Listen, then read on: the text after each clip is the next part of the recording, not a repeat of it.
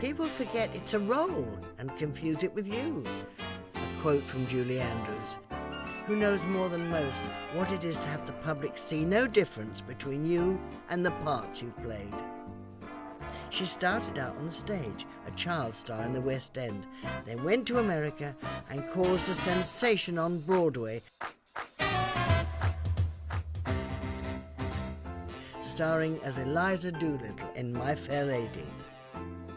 When that role was being cast in Hollywood, Julie missed out to Audrey Hepburn. But then came Mary Poppins and Maria von Trapp, two of the best-loved characters in movie history. They brought Julie awards and international superstardom, but also an image she would struggle to shake off. Are you really like that? Is a question she'd been asked throughout her career, as we see here in an interview with Michael Parkinson in 1974, which also featured her husband, the film director Blake Edwards.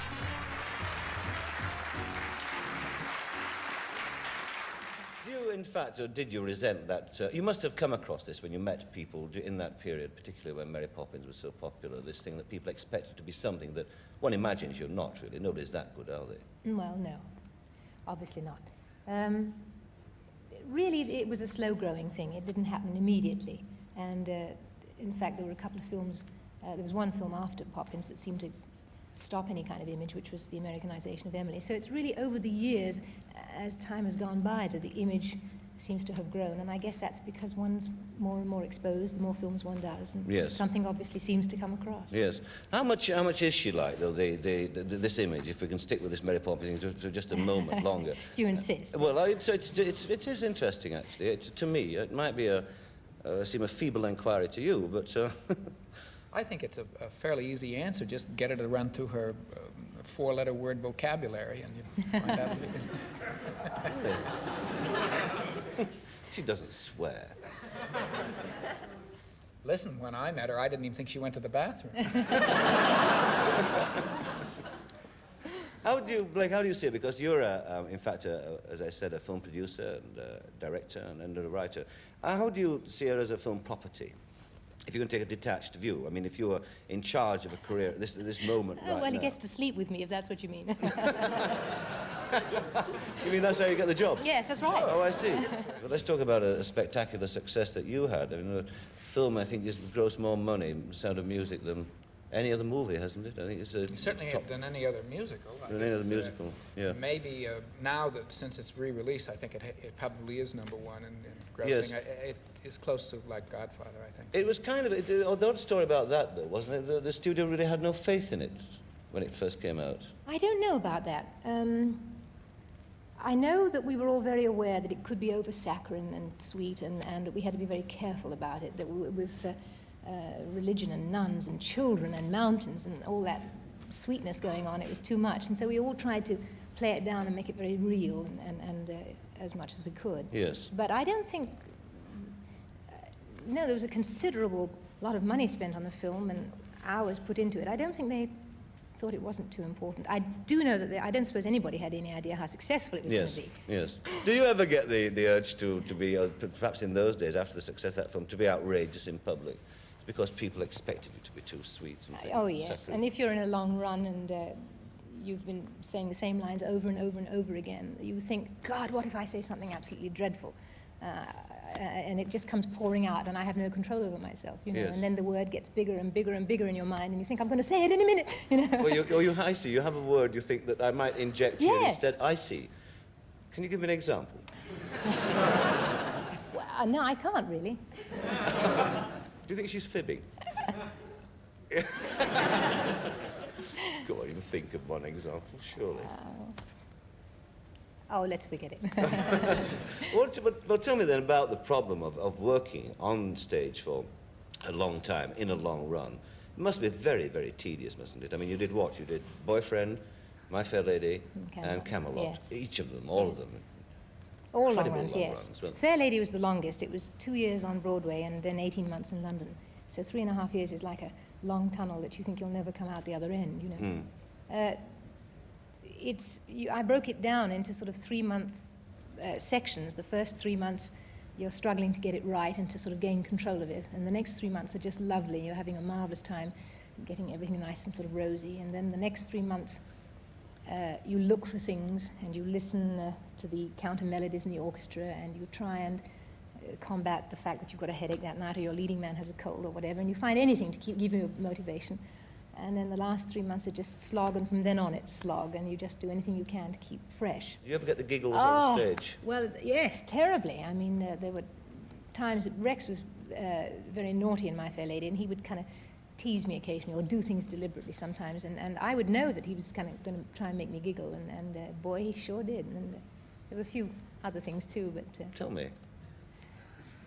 Go ahead, darling. Get out of this one. Oh, come on. There was one classic evening in My Fair Lady when we were doing the famous scene at the end of the play where Eliza has run away from Professor Higgins' house, and she's gone to Mrs. Higgins' house. And Higgins comes storming in to talk to his mother, and there is Eliza. And Eliza gives forth with a long, long lecture about the difference between a gutter snipe and a lady is on how she's treated and so on and so forth. And that evening, I don't know what happened to Rex. He must have eaten beans before dinner or whatever. But he was extremely windy, putting it mildly. And I was delivering my great speech, and suddenly across the orchestra pit there was this machine gun volley. And that's the only way it can be described. And there was utter silence. The orchestra was stunned. I didn't know what had happened. And at that precise moment, it was Mrs. Higgins' turn to say, "Henry, dear, please don't grind your teeth." Well,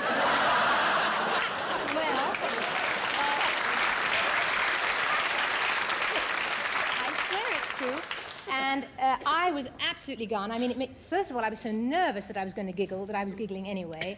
And every other line that I had to say in the scene had a double meaning from then on, because I would say things like, "So you are a motor bus, all bounce and go, and no consideration for anyone," and this kind of thing. And finally, and I could see the line coming closer and closer towards me, and all Higgins has to do in this whole scene is turn his back to the audience and just listen to Eliza, singing and carrying on. And I finally went up to him and sang, "No, my reverberating friend, not the beginning and the end." And I was gone, and I think it took an extra 10 minutes to finish the scene that night. Oh, poor Rex Harrison. Oh, dear. Rex Harrison, what about me? Tell me, you, as I say, you did these 3 great stage hits in America and here, and you never did the film version of any of them, did you? I mean, Twiggy No. did Boyfriend. Yes. Vanessa Redgrave did Camelot, and Audrey Hepburn did My Fair Lady. You must have been very resentful about that. I wasn't really resentful, because I did understand why. Obviously, the first one was Fair Lady that was done. I understood why Audrey was chosen, and I hadn't ever made a film before, and was a complete unknown as far as films were concerned. I was disappointed. I mean, I would have loved to have done it, obviously, and was hoping that I might be asked. But it's hard to be resentful when right around the corner Walt Disney happened to be waiting and asked me to do Mary Poppins. And so, no, I couldn't be that disappointed after that. I mean, that resentful after that. It's a very curious system, isn't it, though, where you have somebody who's been very successful on stage with a musical, and a smash hit musical, and then you pick somebody to play the part in the film who can't even sing. Because, I mean, perhaps you can enlighten me as to the sort of thinking behind that, because, I think it's what Hollywood terms box office. And in those days... Yes, it wouldn't happen quite so much today. No, you wouldn't find it as much, because you don't have quite the same thinking, and the star system is somewhat different, although it's getting back to that star system pretty much. It's amazing how the metamorphosis is taking place. A complete cycle is coming up. Yes. But I just don't think it would happen. They called it box office. J.L. Warner felt that she was not box office, that Audrey Hepburn was. He wanted Cary Grant to play Higgins. Cary Grant? Yes. Yeah. That was an inspired piece of casting, wasn't it? Extraordinary. What would he have sounded like? He would have said, "Liza, Liza, Liza." Something like that. I tell you, I read a story which said that, in fact, when you took My Fair Lady to Broadway, that in fact you had to refine the Cockney accent. I was hopeless at it, and I never thought that my Cockney accent was any great shakes anyway. But I did. I was taught Cockney by an American professor of phonetics, complete reversal on what the play was all about. Really? Yes. Oh, extraordinary. And that's just the way it was. I'm not very good at accents. I can learn, and I have a fairly quick ear, but I can't just do things naturally like that. How much of a traumatic experience was that? Were you so bullied into it? No, that part of it was fine. The whole role was the hard thing, the enormous transitions, and it was a very difficult role because at one minute you were screaming and yelling your guts out in Cockney, and the next minute dancing like crazy, and the next minute singing I Could Have Danced All Night in a pure soprano, and then doing all the very heavy dramatic scenes as well. Alan Lerner once said that it's probably better to have a long run and a really superb role than to do umpteen weeks in summer stock or something like that. Yes. Going back to the Mary Poppins thing, you certainly got your revenge on the film industry, if one could put it that way. I mean, you turned around and cocked a snook at them, didn't you? Because you got an Oscar for it. Yes. Yeah. But I mean, first of all, why did that film work, do you think? Poppins? Well, it was the first musical, I think. I may be wrong. It wasn't the first musical that Disney had done, but it was the first really big one in a long, long time. I mean, the first... Also, it combined that fabulous thing of animation and live action and all the things. There was incredible tricks and feats in it. And it had a joyousness, I suppose.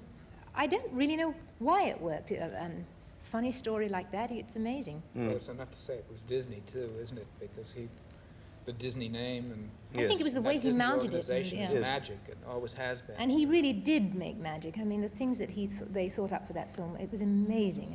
And as a first film, it was a little staggering because I was asked to do things like when the penguins are dancing with Mary Poppins and things. Well, of course, there were no penguins. They were all drawn later and done as cartoon, but one had to play to them as if they were on that table. And you know, if you look at your hand, you look at the hand. If you take the hand away, you're looking really far beyond it. You've got a reputation also of being a practical joker. I have. Yes. Again, from what one reads about you. Is this true? Actually, I guess of the two of us, Blake's more of a practical joker. I occasionally will do silly things, but it usually takes somebody like Blake or a very good friend or a close friend like Carol Burnett or somebody like that to spark me off, and then I'll really get absolutely idiotic. Like what sort of things? I mean, how elaborate are you a practical joker? Well, not so much practical joke, just doing silly things. There was a night when Carol Burnett and I, who are very close friends, she's godmother to my daughter and just an awfully good chum, and we had been asked to sing at President Johnson's inaugural gala in Washington. And so we had been asked to do a medley that we'd done on a television show. So I came from California and she came from New York, and we were very pleased to see each other. And Mike Nichols, who is a good friend of ours, was coming into the hotel also that evening, and we left word for him to call us as soon as he arrived. And at about 10 o'clock at night, he called, and we said, well, why don't you come down and join us in this suite?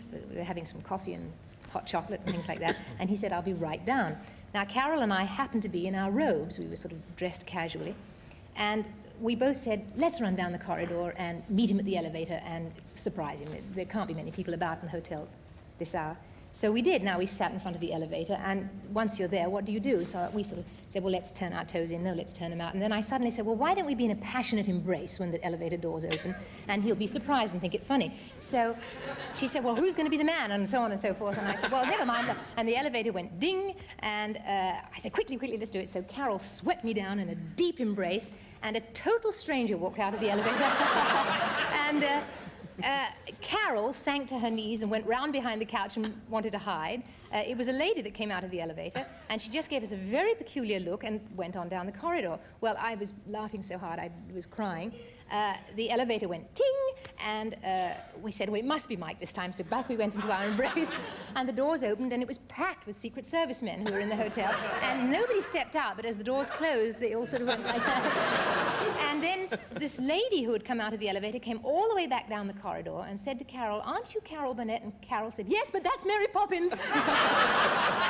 And finally, Mike the elevator went ting again, and Mike did step out of the elevator, and of course by this time we were giggling all over the place, but we flung ourselves into our embrace, and he just walked past us and said, "Oh, hi, girls." And didn't even notice. Marvelous, Yeah. marvelous. What's the problem involved, Blake, of being married to somebody as famous as Julie? Because I mean, to the public, I mean, you are in fact little known until you spell out what you've done. Then people have said, "Well, I've seen these films," this sort of thing. But you're not a public figure in the sense that she is. Do you ever get resentful of that? That people must meet you and say, "Ah, that's Mr. Julie Andrews."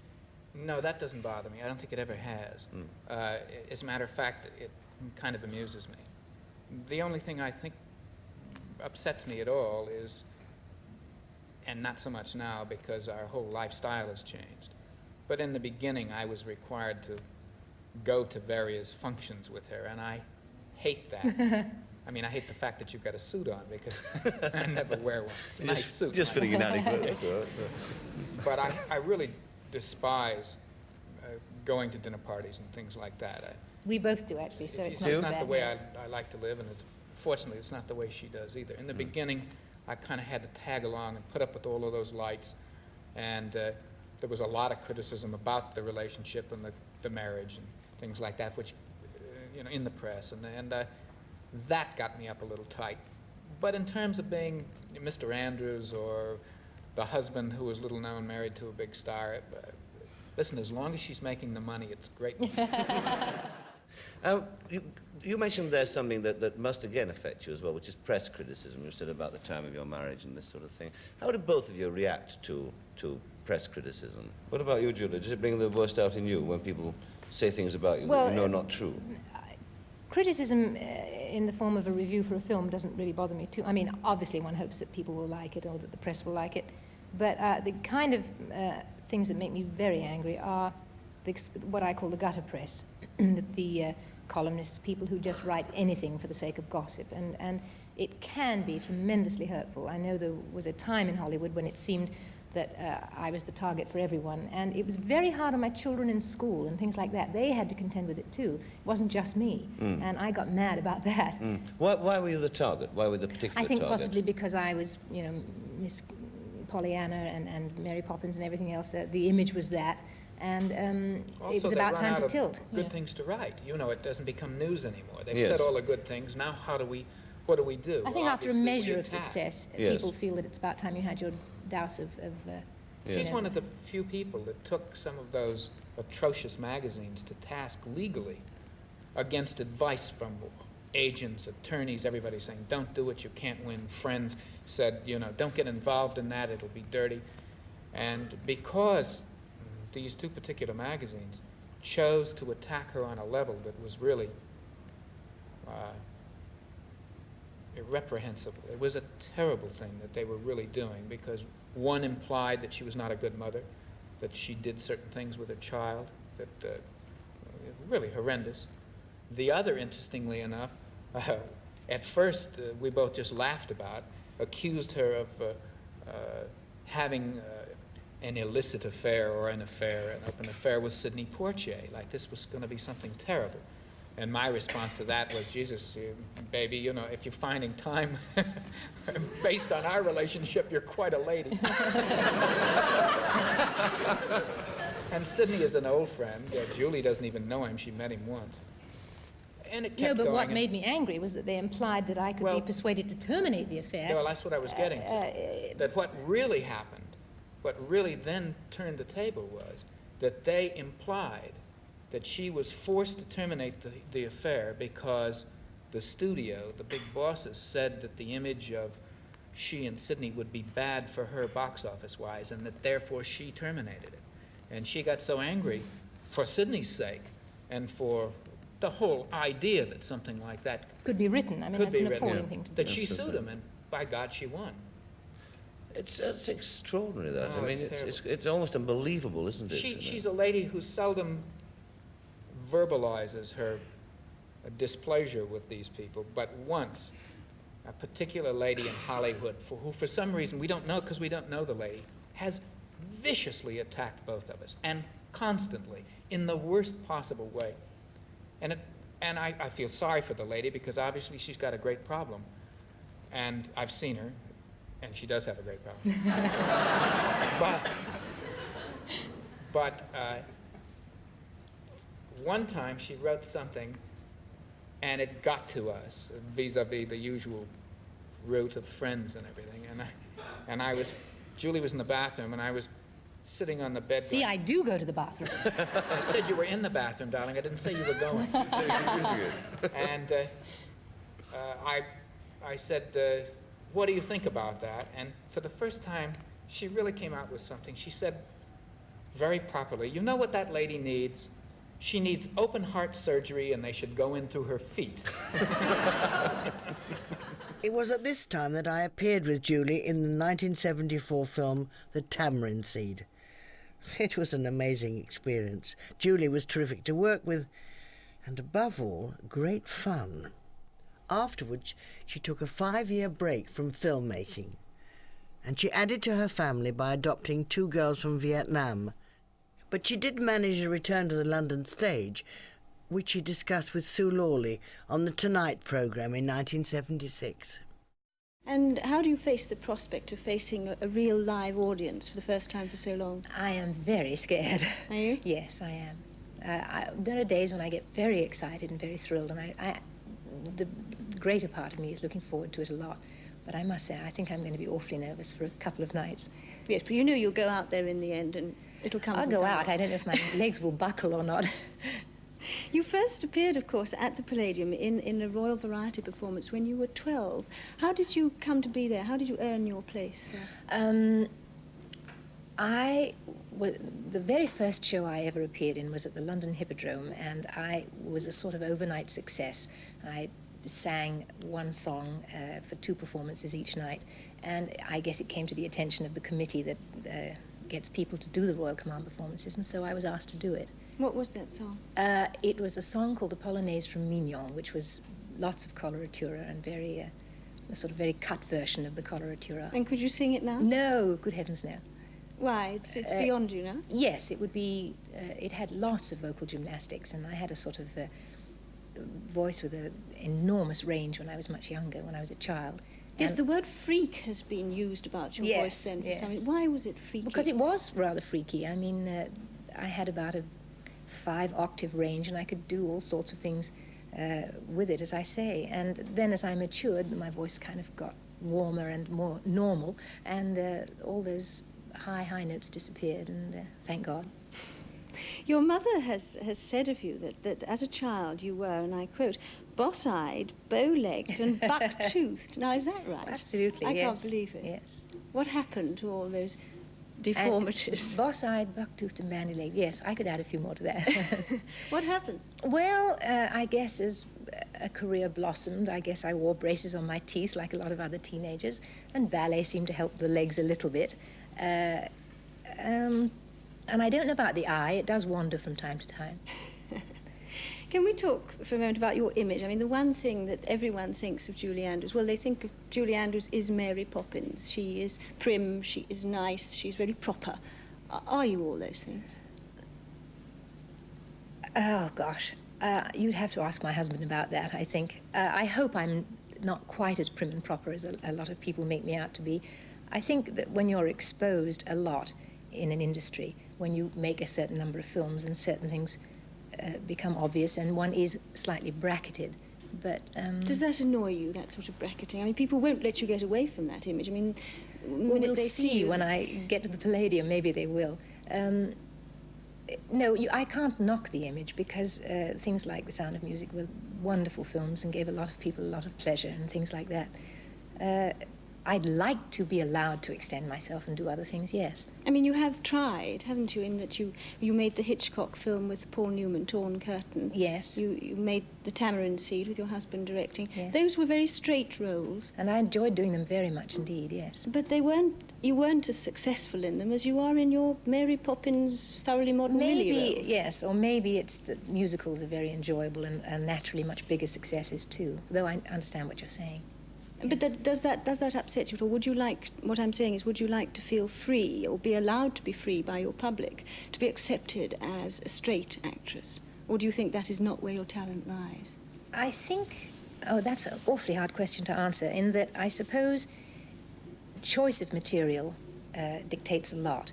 And I think hopefully if I do a job well, the public will enjoy it. And I just, I suppose in my early career, happened to do an awful lot of lovely, romantic, or, governess-like roles and so on. Do you ever wish you hadn't done it? I mean, money apart. No, success never. apart. I must be truthful. Although I do giggle, and there's an awful lot of teasing in the family about my image and things like that, I don't regret it at all. Is that, what do your children think of your image? They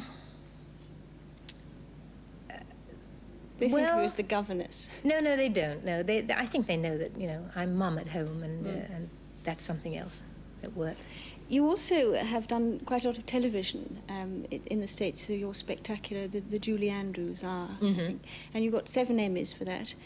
That was transmitted over here and was not as outstandingly successful as it had been in the States. I wonder why that was. I think, just right off the top of my head, there would be 2 reasons for that.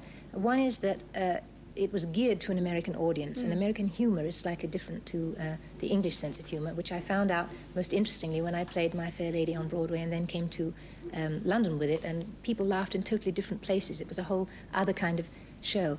But I think that was one slight thing, and also it never seemed to be on at an hour when a family could really enjoy it. It was either on at 10 in the evening, and it was a family hour, or 5:30 when it just nobody seems had so come home. ironic, though, because you're almost a British institution, and yet it didn't happen. Well, there probably were a lot of other reasons that I'm not aware of, but I think that might have been 2. Perhaps it was just too American for us. Perhaps they Americanized their ideal of the English lady. I don't know. Yes, I guess so.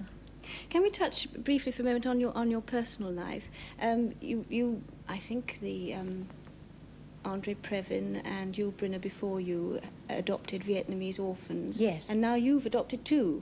Yes. Why did you do that?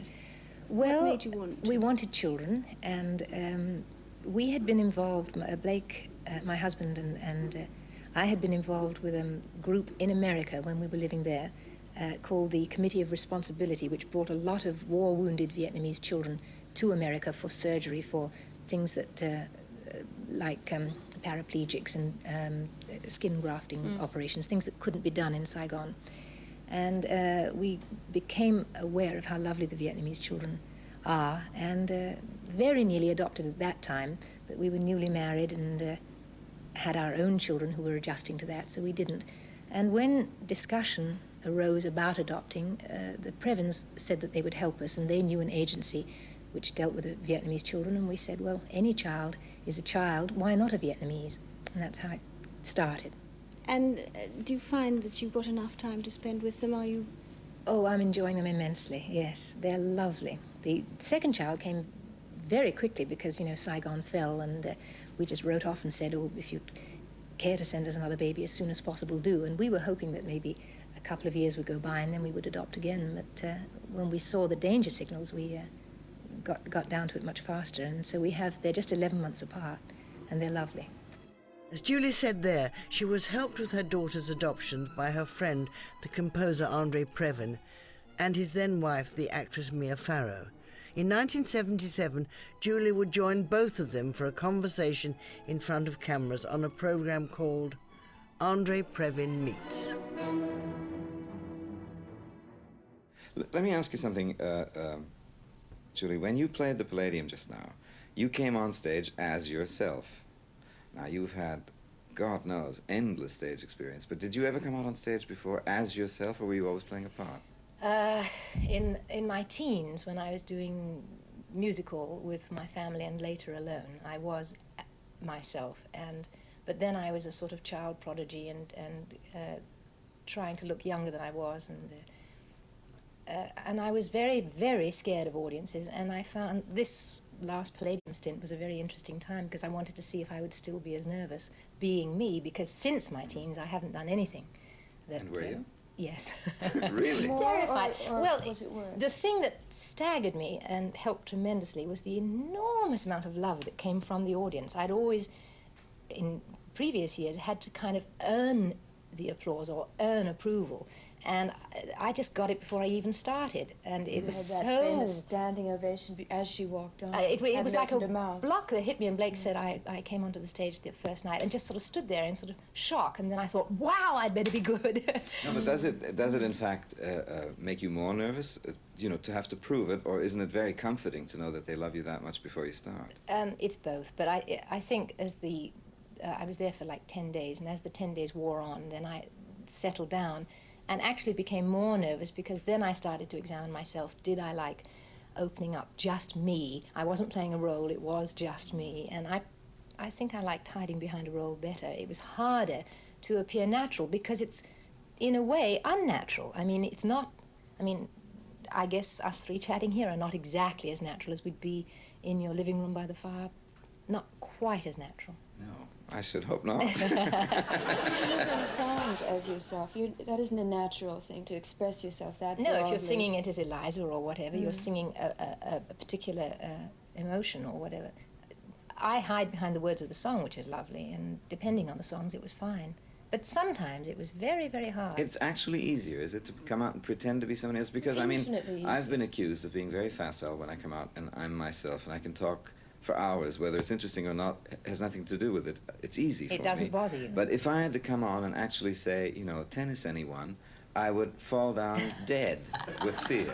What was the first thing you ever appeared as? The first thing, I think it was a mushroom. And I was the egg in Humpty Dumpty, so we should have made an omelette.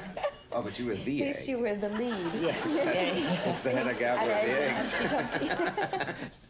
Well, you know, but something I really did want to know is, now you were, the thing I read in the paper is that you had not been on stage in, what, was it 15 years? Something like 17 years. 17 yeah. years.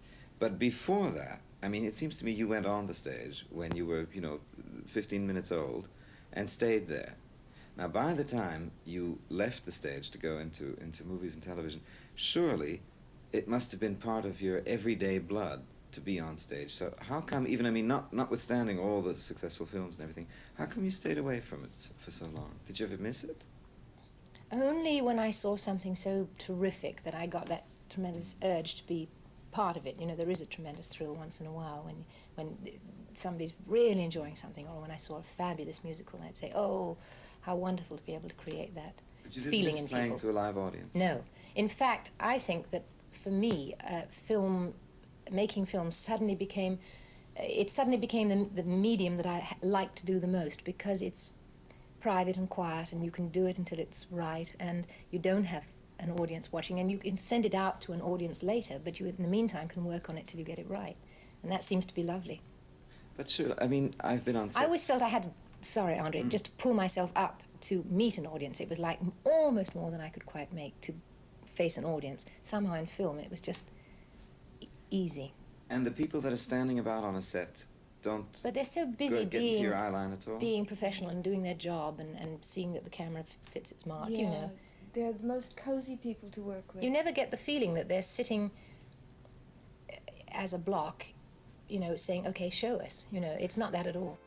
Julie's return to movies a few years later did see the beginnings of an attempt to change that public image. I hate the word wholesome, she would say.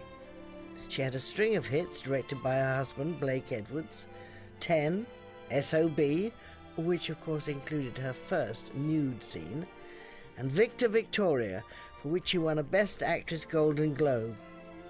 In 1997, a botched throat operation permanently damaged her singing voice, affecting that incredible range and her ability to hold notes. But it didn't stop her working.